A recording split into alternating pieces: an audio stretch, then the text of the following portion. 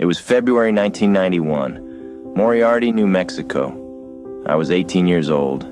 Yeah, that's me, Billy Jack, sitting in the courtroom stands, dopey-eyed and bruised up on account of my father's knuckle sandwiches.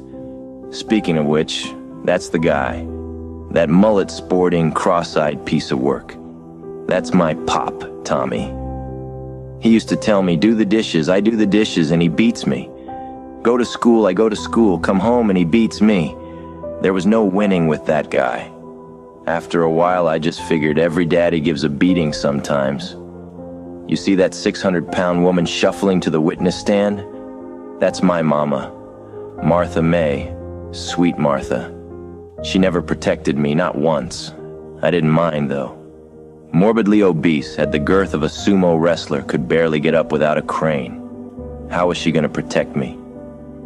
See, she was there to testify to Governor King about how sugar had ruined her life. Can you imagine? The lady popped bonbons like Percocet, mainlined Coca-Cola and snorted pixie sticks. Yet there she was testifying that her sugar addiction ruined her life and marriage. "Ban sugar, Your Honor," she said, her voice trembling. Then it wasn't her voice, it was the entire witness stand. I remember it, every millisecond of it. The stage gave way, Mom tumbled to the floor, then splat. She burst like a hot water bottle. It was the first time seeing blood that wasn't mine. It was thick, syrupy, tasted like Gatorade. It was at that moment that I realized that as far back as I could remember, I always wanted to be an enabler. Within weeks of the gruesome spectacle, the governor had declared sugar a Schedule I narcotic. I couldn't believe it, but what choice did he have? He took a bath in my 600-pound mama's entrails. I couldn't blame them, honestly. Half of Torrance County had the body shape of a guy that ate 10 guys before him just to cut in line. Yeah, we were fat, monstrously fat. Sugar is the devil's cocaine. That's what my dad said as he beat me for asking for a glass of water at Butt Crust Pizza. By then I didn't care. The police? They had a field day.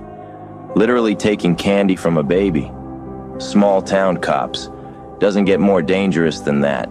Me and some other toughs sat on a stoop, watching them gun down the local candy man. Hands up, don't shoot.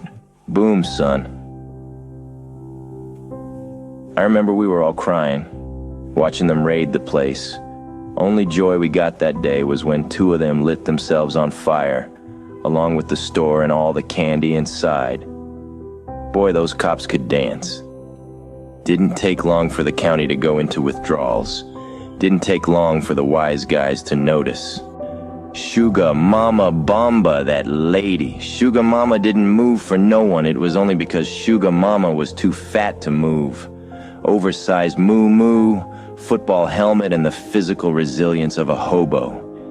Even before she wandered into Butt Crust, I knew I wanted to be a part of them. They weren't like other people. They did whatever they wanted. When they played Candyland until 4 in the morning, nobody ever called the cops. At first, me and the boys worked for her, selling Little Debbies, hot tamales, atomic fireballs, tab. You name it, we had it. And when one of us got pinched, Sugar Mama paid our bail with a cut of the profit, and it was all profit. One day, a kid named Junior carried my groceries all the way home for me. You know why? It was out of respect. We had more dough than Bartholomew Butt. Alas, Barry, I knew thee well. The Butt family patriarch made a deal with the mama, let her open a speakeasy in the back end of the pizzeria. I remember crossing between the cheeks of that giant butt sculpture and taking in for the first time the world's Sugar Mama built. It was crazy. Bags of sugar in every hand, every candy you could think of. They ate that white gold by the bowlful, shoving their faces into cakes instead of eating them. Who does that? Grown men in bibs with faces smeared in German chocolate, that's who. I remember watching my dad snort sugar off of a butt-shaped table when the cops raided the place. They lit it up like it was Christmas. My dad, the old fool, took one to the back of the mullet and died face first on a butt sculpture. I sort of felt bad for him. He felt nothing at all. He was dead. With that, I was out. but not Mama.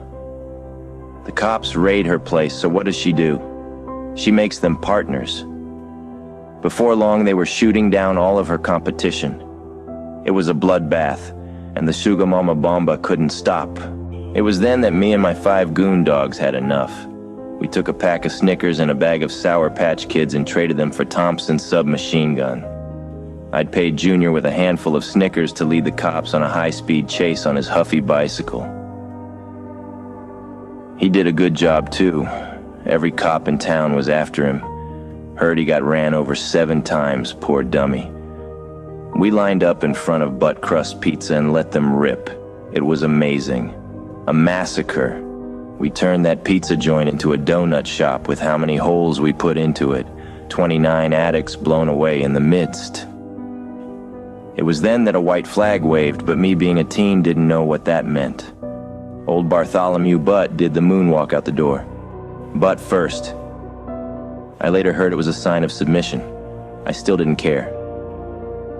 "Hey, Butt Face, supplicate this," I says to him, as I emptied the entire drum on that old man. I couldn't believe it. Here I am. Can't even see over the steering wheel, and I'm slaughtering people with a machine gun.